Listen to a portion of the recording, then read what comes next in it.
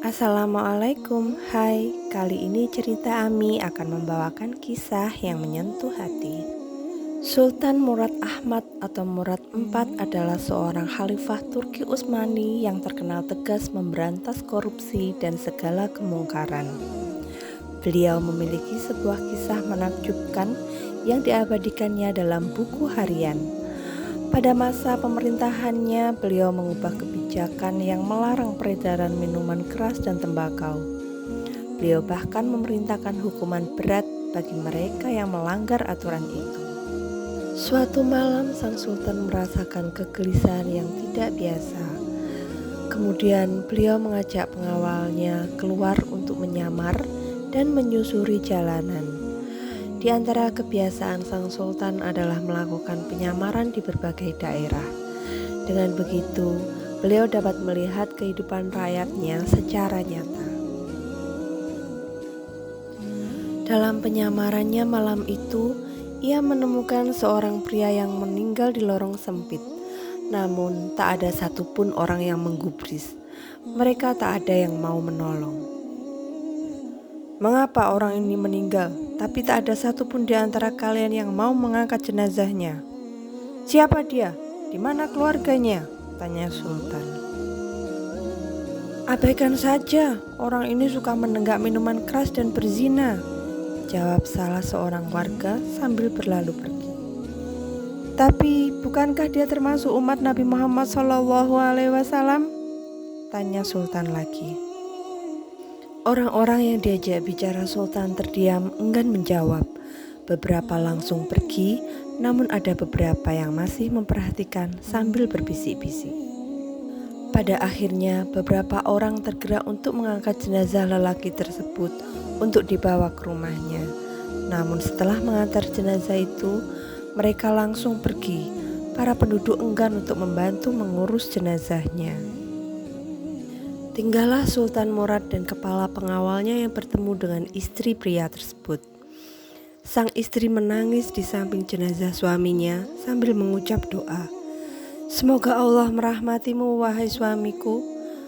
Aku bersaksi bahwa engkau termasuk orang yang soleh." Sultan terkejut saat mendengar doa perempuan itu. Bagaimana mungkin dia termasuk orang yang soleh? Sementara orang-orang membicarakan tentang dia begini dan begitu, sampai-sampai mereka tidak peduli dengan kematiannya. Perempuan tersebut menjawab, "Hampir setiap malam sepulang berdagang, suamiku keluar rumah pergi ke toko minuman keras. Dia membeli minuman keras dari para penjual sejauh yang ia mampu.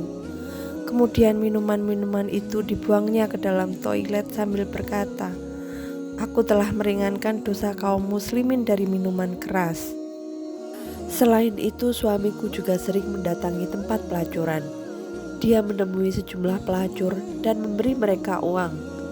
Kepada para pelacur yang sudah dia bayar, suamiku berkata, 'Malam ini kalian sudah kubayar, jadi tutup pintu rumahmu sampai pagi.' Lalu suamiku pulang ke rumah. 'Alhamdulillah istriku, malam ini aku telah meringankan dosa para pelacur itu dan pria-pria Islam.' Kenang perempuan tersebut menirukan ucapan sang suami.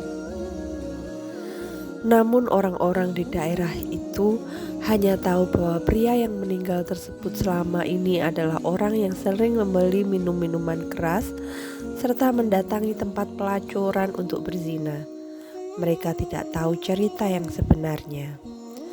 Sang istri sering menyampaikan kekhawatirannya kepada sang suami. 'Wahai suamiku, aku takut suatu saat nanti kalau kamu mati, tak ada kaum muslimin yang akan mau mengurus jenazahmu.'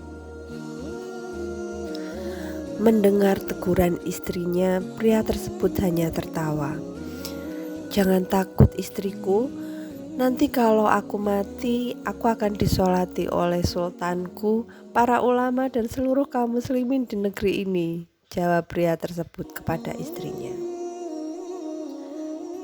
Mendengar cerita itu, Sultan Murad IV meneteskan air mata.